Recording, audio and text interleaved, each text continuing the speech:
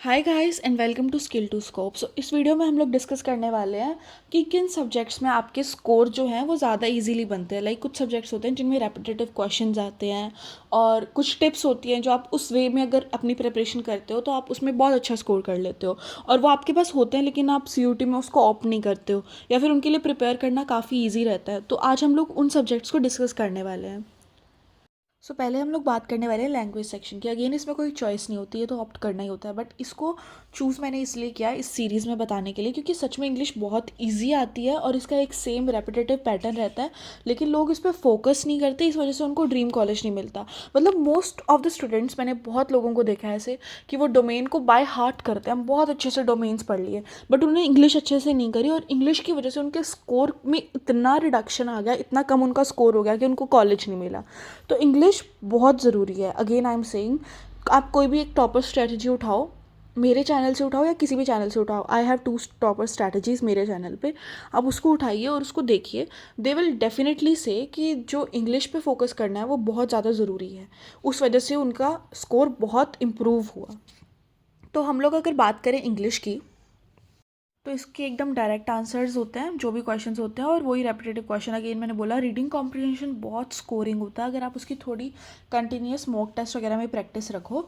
और error correction और sentence improvement, जो ये वाले क्वेश्चंस होते हैं तो फॉर्मूला बेस्ड होता है, लेकिन इनका एक फॉर्मेट होता है कि सब्जेक्ट वर्ब ऑब्जेक्ट। अगर आप उन सब चीज़ों को थोड़ा बहुत याद कर लो तो वो ईजिली आप अटैम्प्ट कर सकते हो।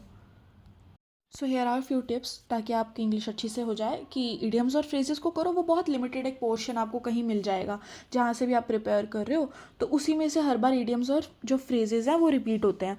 और रीडिंग कॉम्प्रिहेंशन के लिए थोड़े बहुत आप मॉक्स वगैरह प्रैक्टिस कर लो, बहुत स्कोरिंग सेक्शन है।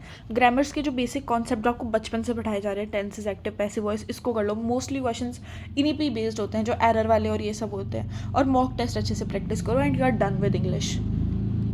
तो अगर हम लोग बात करें कुछ डोमेन सब्जेक्ट्स की, अगर ह्यूमैनिटीज़, कॉमर्स और साइंस में देखें जो स्कोरिंग होते हैं ज़्यादा, जो आपको लेने चाहिए सीयूटी में अगर आपकी उसकी अच्छी प्रैक्टिस है तो first of all it is business studies. अगर आपका कॉमर्स बैकग्राउंड है, अगर आपके पास बिजनेस स्टडीज़ था, तो इसमें बहुत डायरेक्ट क्वेश्चंस आते हैं एनसीईआरटी से, एकदम थ्योरी बेस्ड, उसमें ज़्यादा कुछ सॉल्व नहीं करना होता, और अगेन उसका पैटर्न बहुत सालों से सेम है, तो वो ईजिली स्कोर होता है।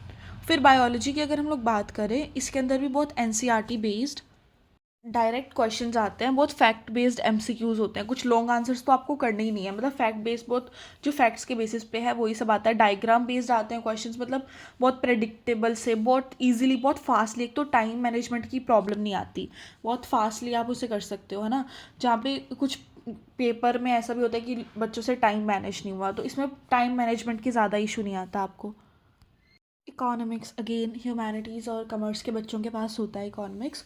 सो ये जितना कई बार होता है थ्योरी में इकोनॉमिक्स कई बच्चों को डिफ़िकल्ट लगता है, बट उतना ही इजी है एमसीक्यू में अगर आप कॉन्सेप्ट्स बस क्लियर हैं। यूट्यूब पे बहुत चैनल्स हैं जो आपको प्रिपेयर कराते हैं इकोनॉमिक्स को, और बहुत अच्छा प्रिपेयर कराते हैं, मैंने अपने टाइम पे भी किया था। बस आप एनसीईआरटी कर लो, फॉर्मूलाज कर लो, क्योंकि इसमें फॉर्मूलाज होते हैं, तो वो फॉर्मूलाज का एक बहुत अच्छा सेक्शन आता है पेपर में।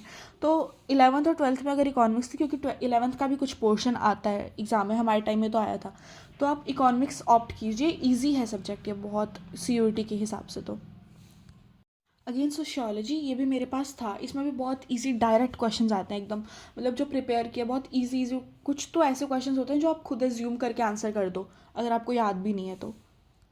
फिर अगर हम बात करें पॉल साइंस की, तो ये बहुत बच्चों के पास होता है, इसके अंदर भी बहुत इजी क्वेश्चंस आते हैं, फैक्चुअल, थ्योरी बेस्ड, और स्कोरिंग है, अगर आप अच्छी स्ट्रैटेजी बना के अच्छे से प्रिपेयर करते हो तो आप कर लोगे इसको, इसमें बहुत अच्छा स्कोर कर लोगे आप लोग। और आप मुझे अब कमेंट्स में बताओ कि आगे किस टाइप की वीडियोस आपके लिए हेल्पफुल होगी। मोस्ट प्रॉब्ली मेरी नेक्स्ट वीडियो होगी कि ह्यूमैनिटीज़, कॉमर्स और जो साइंस के बच्चे हैं उनके लिए बेस्ट कॉलेजेस डीयू के कौन से हैं, कौन से कॉलेजेस में उनको क्यों जाना चाहिए, उनके लिए कौन से कॉलेजेस बेस्ट रहेंगे अकॉर्डिंग टू जिस टाइप की उनकी डिमांड है, एक्सपेक्टेशंस है कॉलेज से। सो ये पूरा अगेन नेक्स्ट वीडियो भी एक्सपीरियंस बेस्ड होगी, रेदर देन कि कुछ भी देख के कहीं से भी बोल दिया। And do subscribe this channel for more videos of such type, especially regarding CUET. And thanks for watching.